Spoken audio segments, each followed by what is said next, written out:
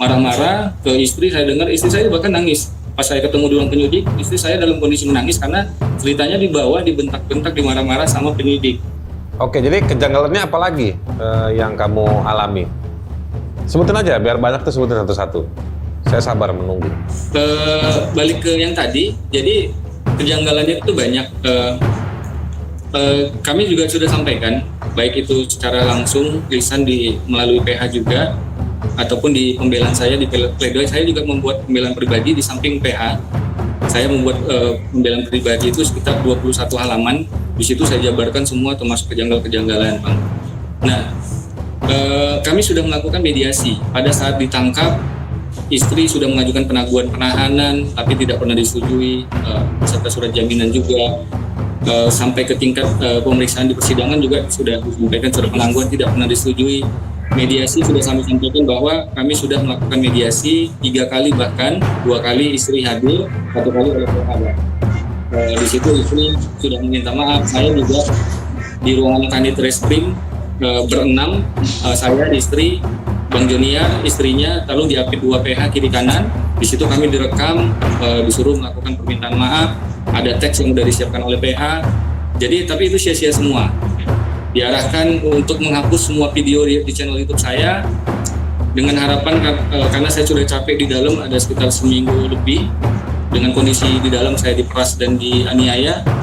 Dengan harapan saya bisa penangguhan penahanan supaya bisa kumpul sama istri. Akhirnya saya setujui, diminta dihapus, kita nonaktifkan semua video-video. Itu kita setujui. Ternyata itu dibohongin aja ya. Indonesia di mana hukum berada.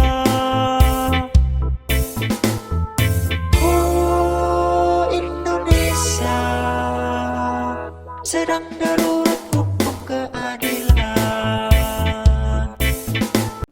Oke teman-teman, kembali ke poin yang akan saya sampaikan, yaitu kasus ini bermula dari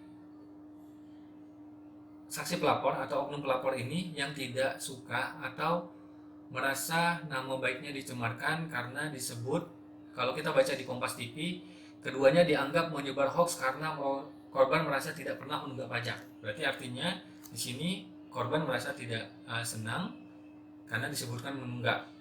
Ada kata-kata menunggak pajak terhadap mobil yang dia pakai.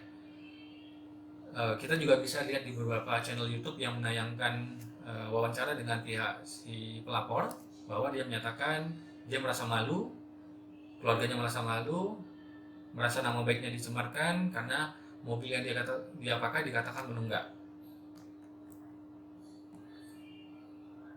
Di sini juga disebutkan dalam video tersebut mereka mengatakan nunggak pajak sebesar 3,7 juta. Faktanya di dalam video saya tidak pernah ikut mengatakan nunggak terhadap mobil tersebut.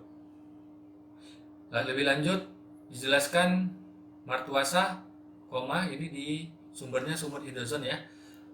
Korban yang keberatan dengan pernyataan tersebut langsung melaporkan keduanya ke polisi. Sebab ujar dia, korban merasa selalu rutin untuk membayar pajak kendaraan. Korban secara pribadi merasa keberatan karena dikatakan menunggak pajak.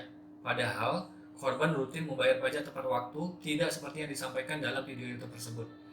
Ini juga perlu dipertanyakan karena di dalam video sebelumnya saya sudah tunjukkan bukti bahwa kata-kata yang mengaku korban ini mengatakan rutin membayar pajak tepat waktu ini tidak benar, karena faktanya dari tahun 2017 sampai 2019 pembayaran pajak terhadap mobil tersebut dilakukan setelah jatuh tempo bahkan 19 hari.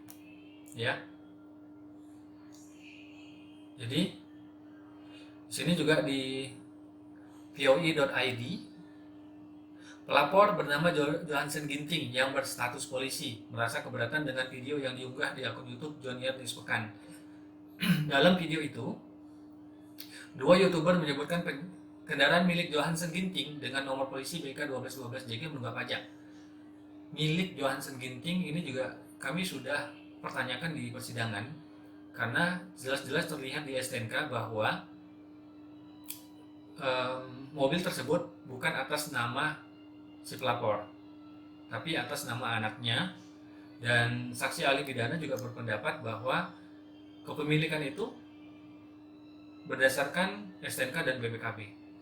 Ya, Lalu selanjutnya di berita ini disebutkan, padahal korban rutin membayar pajak tepat waktu. Tidak seperti yang disampaikan terlapor dalam video tersebut. Korban keberatan karena video tersebut disebar dan mengandung unsur berita bohong atau hoax. Laporan atas nama pribadi, katanya.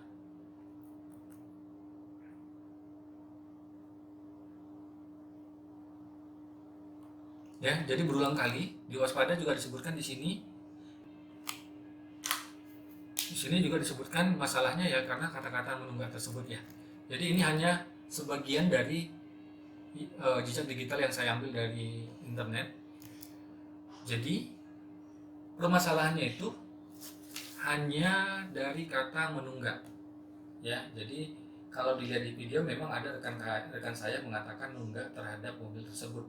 Sedangkan saya sendiri dalam video itu saya justru berbeda pendapat. Kalau teman-teman perhatikan, ketika saya membacakan BK 1212 JG 3,7 juta, lalu teman saya, oh nunggak ya. Lalu saya jawab di video itu, nanti saya putar lagi ya, kita putar. Kita lihat bahwa di situ saya sebutkan wajar sih. Ini kan hitungannya setahun, kalau tidak salah seperti itu. Nanti lebih jelasnya kita putar videonya. Selanjutnya pada durasi 0225 ada mengatakan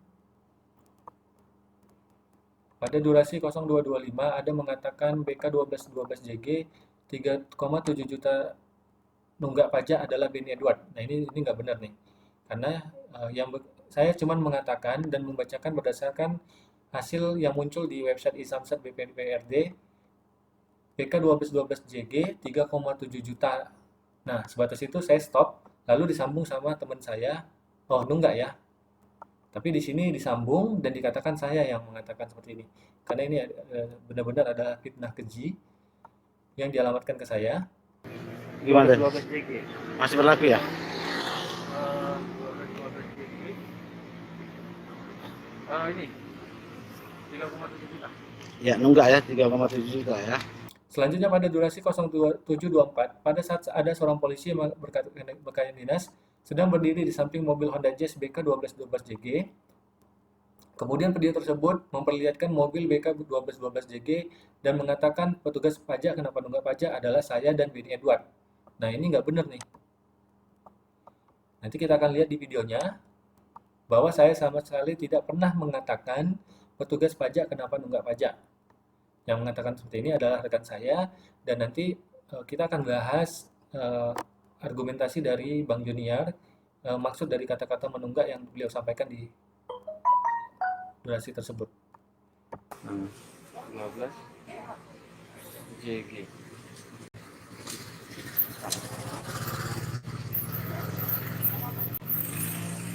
Hmm. 3,7 PKB. 3,9. Iya, 3,9. Ya. Wajar sih mobilnya itu setahun kali sebulan 8. Iya, tapi ya tugas pajak kenapa nunggak pajak? Itu aja. Wajar sih mobilnya itu setahun kali sebulan 8. Iya. Tapi ya tugas pajak kenapa nunggak pajak? Itu aja.